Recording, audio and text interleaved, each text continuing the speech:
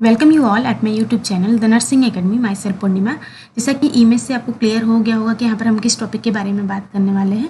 Yes, हम बात करने वाले हैं पूरी दुनिया के लिए सिर दर्द बना हुआ टॉपिक कोरोना वायरस किस तरह से अटैक करता है हमारी बॉडी में, किस तरह से इसका संक्रमण पूरी बॉडी में फैलता है और किस तरह से पूरे ऑर्गन को इन्फेक्ट करता है और हमारा बॉडी जो है वो किस तरह से इस कोरोना वायरस के अगेंस्ट काम करता है। हमारा इम्यून सिस्टम यानी कि प्रतिरक्षा तंत्र किस तरह से इस कोरोना वायरस से लड़ता है, कोरोना वायरस का इन्फेक्शन होने से बचाता है, आज हम डिस्कस करेंगे यहाँ पर। सबसे पहले स्टार्ट करते हैं इंट्रोडक्शन से। कोविड-19 का मतलब क्या होता है। यहाँ पर कोविड-19 को डिटेल में देखें तो CO का मतलब होता है यहाँ पर corona, VI stand for virus, D का मतलब होता है डिजीज एंड 19 यानी कि 2019 में ये डिजीज आया था, कोरोना वायरस देखा गया था, इसलिए 2019 यहाँ पर नाम दिया गया है। तो इसे क्या बोलते हैं, इसका फुल फॉर्म क्या होगा, corona virus disease 2019। Corona virus disease 2019 एक इन्फेक्शियस डिजीज है जो कि न्यूली डिस्कवर्ड कोरोना वायरस की वजह से हो रहा है। इसे 2019 NCOV भी बोलते हैं। NCOV मतलब novel corona virus. Novel corona virus यानी कि नया कोरोना वायरस।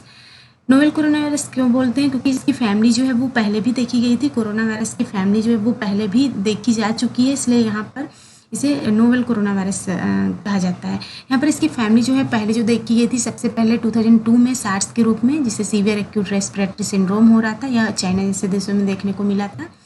यहाँ पर 2012 में उसके बाद मर्स के रूप में आया, middle east respiratory syndrome cause किया, मिडिल ईस्ट के देशों में देखने को मिला था जैसे कि सऊदी अरेबिया जैसे देशों में। उसके बाद 2019 में पूरे वर्ल्ड में पेंडेमिक के रूप में आया जो कि कोरोना वायरस डिजीज कॉज कर रहा है, कोविड-19 डिजीज जिसे बोलते हैं। और इसमें जो वायरस है उसे नाम दिया गया है सार्स कोरोना वायरस 2, यानी कि ये सार्स की फैमिली का है। इससे पहले भी ये देखा जा चुका है, इसलिए इसे कोरोना वायरस 2 का नाम दिया गया है, कोरोना वायरस सेकेंड का नाम दिया गया है, या फिर इसे नोवेल कोरोना वायरस भी बोला गया है। यहाँ पर जो फैमिली है वो सेम है, बट जो वायरस है उसका स्ट्रेन जो है वो अलग हो चुका है। नेक्स्ट हम बात करते हैं किस तरह से कोई भी पर्सन में इन्फेक्शन होता है कोरोना वायरस का, किस तरह से कोरोना वायरस किसी की बॉडी में पहुंचता है। तो जब भी कोई इन्फेक्टेड पर्सन है, उसमें ऑलरेडी संक्रमण हो चुका है कोरोना वायरस का, वो जब भी स्नीज करेगा या फिर कफ करेगा तो वायरल सेड होगा उसके माउथ से ड्रॉपलेट के थ्रू।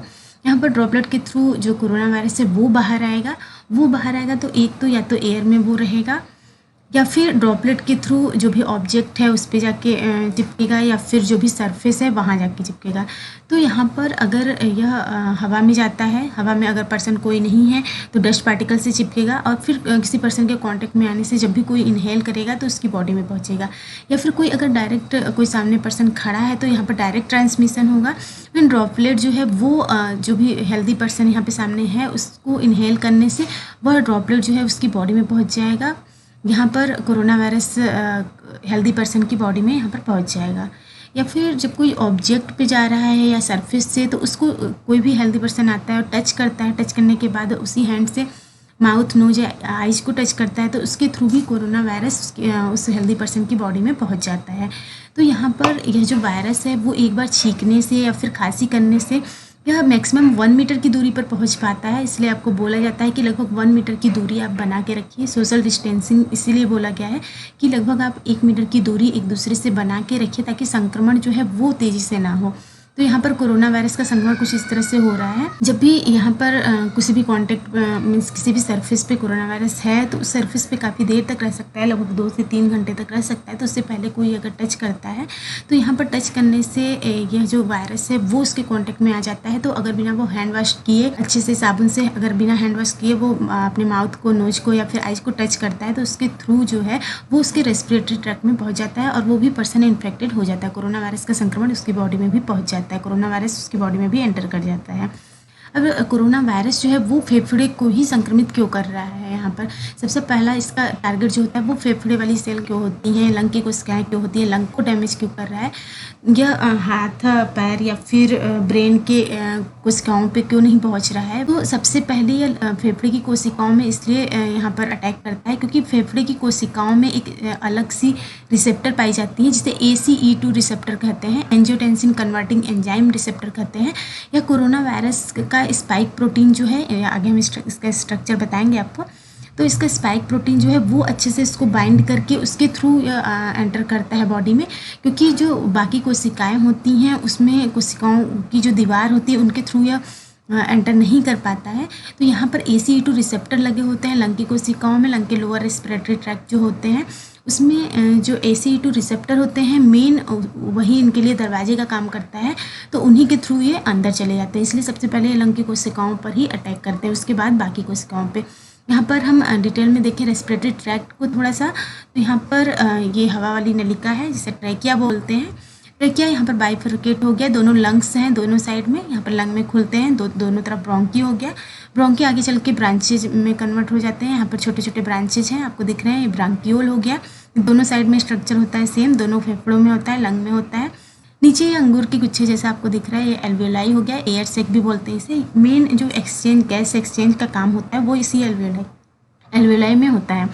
यहाँ पर एल्वियोलाई में ऑक्सीजन अंदर आती है और कार्बन डाइऑक्साइड यहाँ से बाहर निकलती है। किस तरह से गैस एक्सचेंज होता है वो अगर बात करें हम, तो यहाँ पर जैसे कि लंग है, लंग का यहाँ पर छोटा सा सेक्शन किया गया है, तो यहाँ पर ब्रोंकियोल दिख रहा है आपको। यहाँ पर एल्वियोलाई हैं, छोटे छोटे ब्रांचेज हैं। एल्वियोलाई में एक एल्वियोलाई यहाँ पर निकाल के आपको दिखाया गया है। तो यहाँ पर एल्वियोलाई ढेर सारे कैपिलरीज से घिरे हुए रहते हैं, नेटवर्क होता है, कैपिलरी का जाल होता है यहाँ पर। इसमें आर्ट्रियोल और वेन्यूल होते हैं कि सिराएँ और नलिकाएँ, सिराएँ और यहाँ पर धमनियाँ होती हैं। तो धमनी जैसा कि शुद्ध रक्त कैरी करती हैं और जो सिराएँ होती हैं वो अशुद्ध रक्त कैरी करती हैं। यहाँ पर ब्लू में अशुद्ध रक्त आपको दिखाया गया है और प्योर ब्लड जो आपको दिखाया गया है ऑक्सीजन से युक्त ब्लड, वो इसमें आर्ट्रियोल में दिखाया गया है। तो यहाँ पर एक कैपिलरी से घिरी होती हैं। तो मेन जब हम सांस लेते हैं तो सांस के थ्रू यहाँ पर ऑक्सीजन जो है वो अंदर आता है ब्रोंकियोल के थ्रू, फिर यहाँ पर ब्रोंकियोल के थ्रू एल्वियोलाई में आता है। तो यहाँ पर ऑक्सीजन अंदर आया आपके। अब यहाँ पर क्या काम होता है एल्वियोलाई का, यहाँ पर जो भी ब्लड के थ्रू जो भी डीऑक्सीजनेटेड ब्लड है वो अंदर, वो यहाँ पर पूरी बॉडी का आ रहा है और उसमें जो भी कार्बन डाइऑक्साइड है वो अंदर आया एल्वियोलाई में, और यहाँ पर जो हमने ऑक्सीजन लिया वो ऑक्सीजन, ये ऑक्सीजनेटेड ब्लड ये जो जा रहा है आर्ट्रियोल से, उसके थ्रू पूरी बॉडी में फिर पहुँच जाएगा। तो यहाँ पर ऑक्सीजन पूरी बॉडी के सिस्टम में यहाँ से पहुँचेगा और कार्बन डाइऑक्साइड जो है पूरी बॉडी का यहाँ पे बाहर निकल जाएगा नाक के थ्रू। तो यहाँ पर एक बार हम जब सांस अंदर लेते हैं तो ऑक्सीजन अंदर आता है, सांस जब बाहर छोड़ते हैं तो यहाँ से हमारा कार्बन डाइऑक्साइड जो है वो यहाँ पर रेस्पिरेटरी ट्रैक्ट के थ्रू बाहर जाता है। तो मेन यहाँ पर गैस एक्सचेंज का काम होता है एल्वियोलाई में।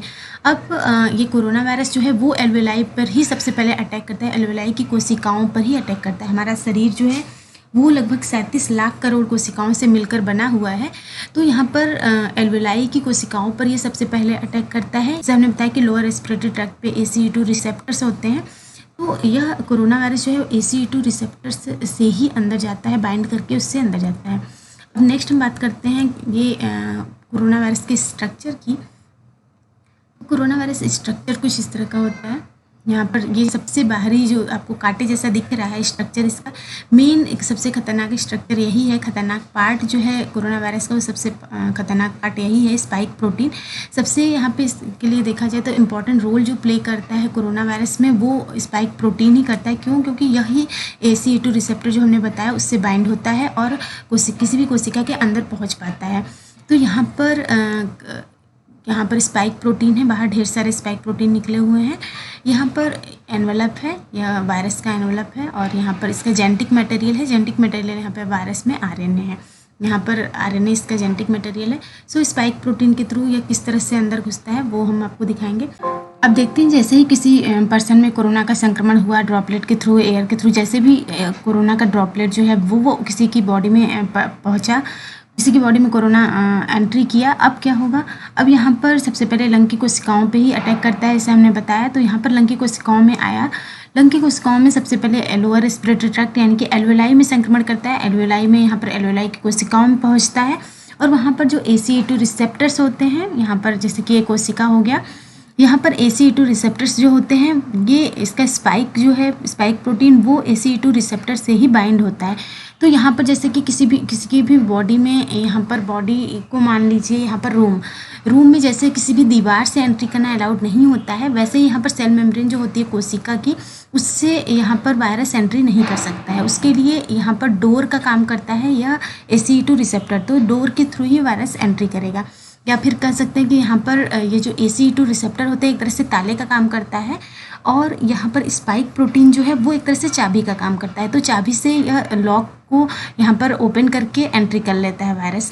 तो यहाँ पर वायरस जो है वो बाइंड करेगा रिसेप्टर से, ACE2 रिसेप्टर से, और ACE2 रिसेप्टर से जैसे ही बाइंड करेगा उसको एंट्री मिल जाएगी सेल के अंदर जाने के लिए।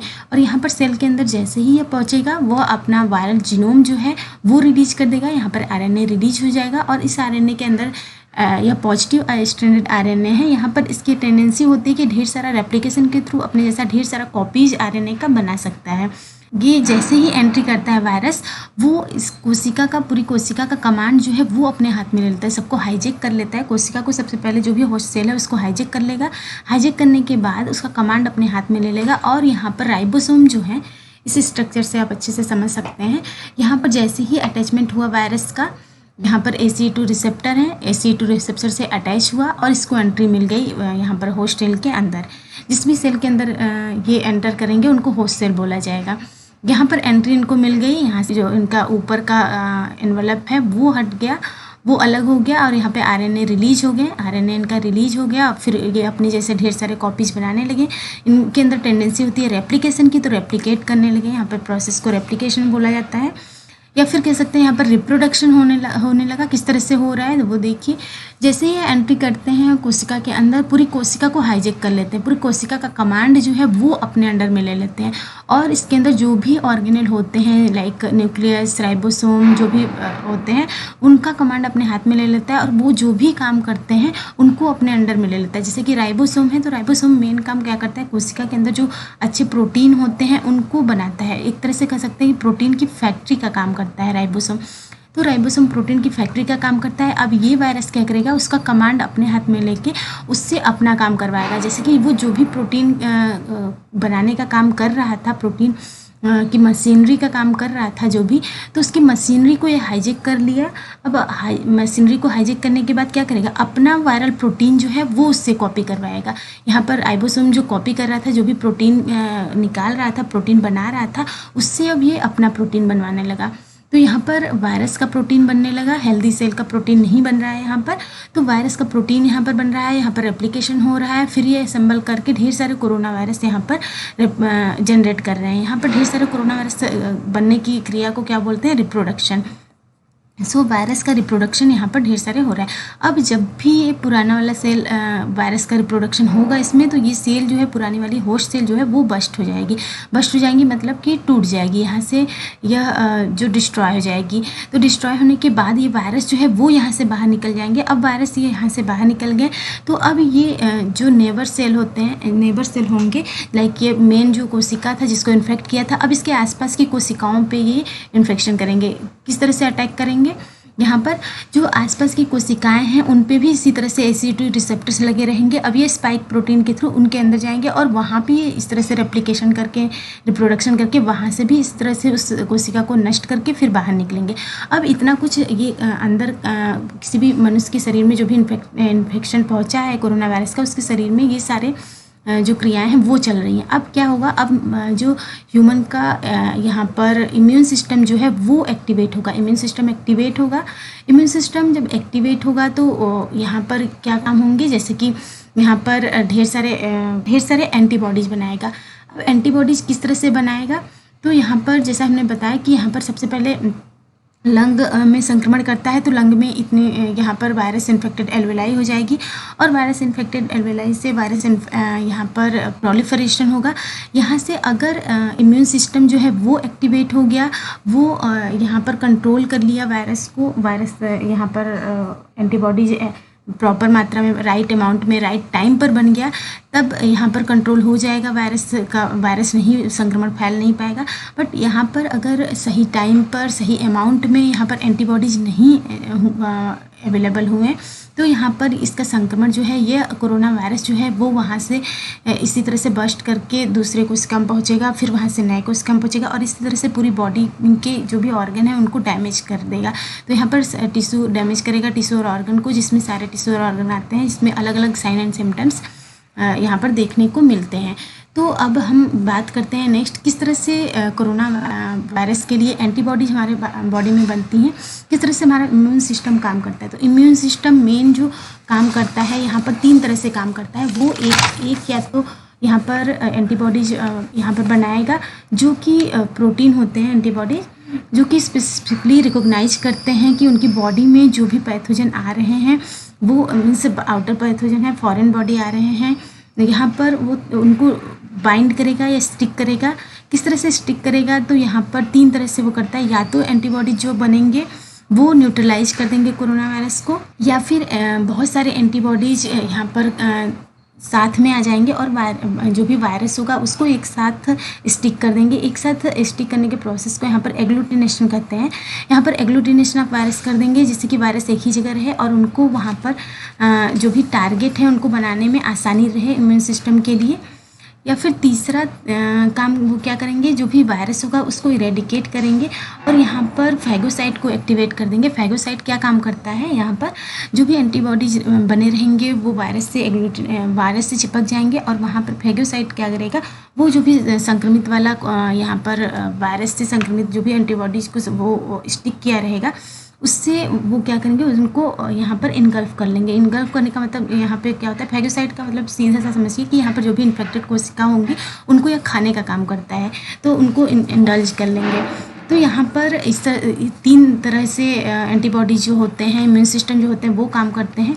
तो एंटीबॉडीज जो बनते हैं वो यहाँ पर एंटीबॉडीज अगर सही टाइम पर सही अमाउंट में एंटीबॉडीज बन गया तो यहाँ पर ये क्या करेंगे, जो भी यहाँ पर प्रोटीन स्पाइक जो होते हैं वायरस का ऊपर का जो मेन सबसे खतरनाक पोर्शन जो होता है, जैसे हमने बताया कि स्पाइक प्रोटीन होता है, स्पाइक प्रोटीन के थ्रू ही बॉडी के अंदर एंटर करता है।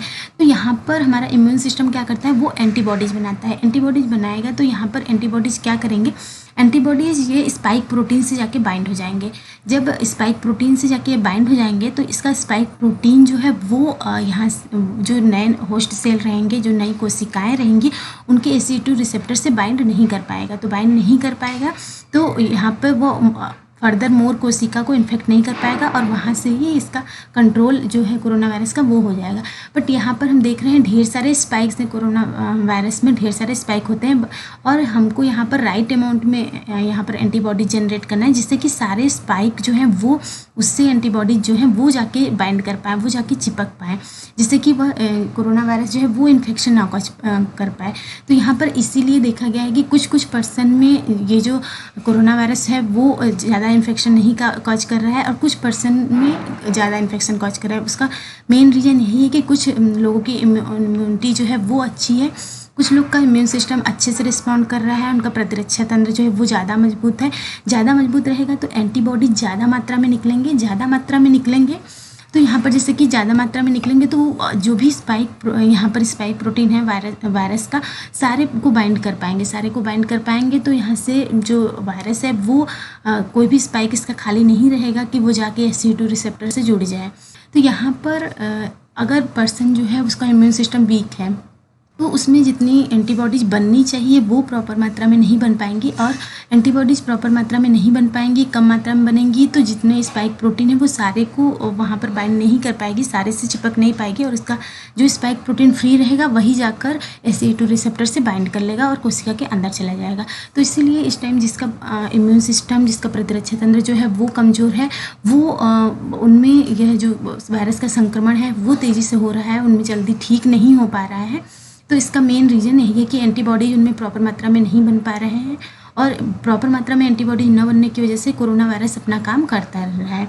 तो यहाँ पर कोई भी पर्सन जो भी इन्फेक्टेड होता है उसमें 1 से 3 हफ्ते में देखेंगे तो वहाँ पर पर्सन के अंदर कुछ डिटेक्टेबल लेवल ऑफ एंटीबॉडीज़ दिखेंगी। क्यों? क्योंकि जो भी उनके अंदर क्रियाएं चल रही हैं उसकी वजह से उनका इम्यून सिस्टम एक्टिवेट होता है और वो एंटीबॉडीज़ रिलीज करता है जो भी वायरस है उससे बचाने के लिए। तो इस टाइम पर जब आपके अंदर ये सारे क्रियाएँ चलती रहती हैं तो उस टाइम पर आपका जो सिम्टम्स दिखता है उस केस में आपके अंदर फीवर आएगा, क्योंकि अंदर बहुत सारी क्रियाएँ चल रही हैं। तो फीवर उस केस में आता है या फिर लॉस ऑफ एपेटाइट आएगा, वो आपको भूख नहीं लगेगी, थकान लगेगी, स्मेल लॉस ऑफ स्मेल हो जाएगा, शॉर्टनेस ऑफ ब्रीथ, आपको सांस लेने में परेशानी होगी। इसके अलावा कफ होगा, कफिंग अप स्पुटम होंगे या फिर मसल एक होगा, पेन होगा, मसल में पेन होगा। ये कॉमन सिम्टम देखने को मिलते हैं जब आपके अंदर कोई भी वायरस एंट्री करता है और वायरस को पहचानने के बाद हमारा इम्यून सिस्टम जब रिस्पॉन्ड करता है तो उस केस में आपको सिम्टम आने शुरू होते हैं। जब भी कोई आपके अंदर जो प्रतिरक्षा तंत्र जो है वो वायरस से लड़ाई करता है तो अंदर जब सारी लड़ाई वड़ाई की क्रिया चलती रहती है तो यहाँ पर ये ढेर सारे सिम्टम्स जो हैं वो आपको दिखाई देंगे। तो ये कॉमन सिम्टम होते हैं। बट सीवियर डिजीज़ में क्या होता है, सीवियर डिजीज़ में बहुत ज़्यादा यहाँ पर डिफ़िकल्टी वर्किंग हो जाता है, आप उठ नहीं पाएंगे, कन्फ्यूजन हो जाएगा, या फिर ऑक्सीजन की कमी होने से यहाँ पर आपका फेस और लिप्स जो है वो ब्लू हो जाएगा, और कफिंग अप ब्लड आएगा यहाँ पर। इसके अलावा चेस्ट पेन होगा आपको लगातार, वाइट ब्लड सेल्स आपके कम हो जाएंगे, किडनी फेलर, हाई फीवर हो जाएगा। तो ये सारे जो होते हैं वो सीवियर केस में होते हैं, जब आपका बॉडी जो है वो अच्छी तरह से आपका एंटीबॉडीज़ नहीं बना पा रहा है, आपका इम्यून सिस्टम वीक है। उस केस में इन्फेक्शन जो है वो आपका एक कोशिका से दूसरी, दूसरी से तीसरी, एक टाइम में एक जो कोरोना वायरस होता है वो लगभग 2 से 3 यहाँ पर रिप्रोडक्शन के थ्रू 2 से 3 सेल अपना बना सकता है। तो यहाँ पर 1 से 3 बनाया यहाँ पर, और अब ये 1 से 3 इस तरह से इसका रेप्लिकेशन जो है वो होता जाता है। तो इस तरह से ढेर सारे जो वायरस है वो बनते जाते हैं। तो अगर प्रॉपर मात्रा में एंटीबॉडीज़ नहीं बन पा रहा है आपके बॉडी में, तो उस केस में क्या होता है, आपका जो इन्फेक्शन है वो काफ़ी बढ़ जाता है, और एक ऑर्गन से दूसरे ऑर्गन, फिर तीसरे ऑर्गन, इस तरह से आपकी पूरी बॉडी में फैल जाता है। तो आपको सीवियर साइन एंड सिम्टम्स आने लगते हैं उस केस में। तो इस तरह से आपका इम्यून सिस्टम जो है वो काम करता है। सो यहाँ से आपको थोड़ा थोड़ा आइडिया लग रहा होगा कि वैक्सीन इस केस में क्या करेगा, वैक्सीन का काम क्या होता है, वैक्सीन किस लिए लगाया जाना चाहिए या फिर नहीं लगाया जाना चाहिए। नेक्स्ट वीडियो में हम आगे डिस्कस करेंगे। सो वीडियो अगर आपको अच्छा लगा हो तो लाइक करिए, शेयर करिए और सब्सक्राइब करिए इस चैनल को। इसके अलावा बेल आइकन प्रेस कीजिए ताकि आने वाले वीडियोज़ के नोटिफिकेशंस जो है वो आपको मिलते रहें। Take care of yourself. Thank you.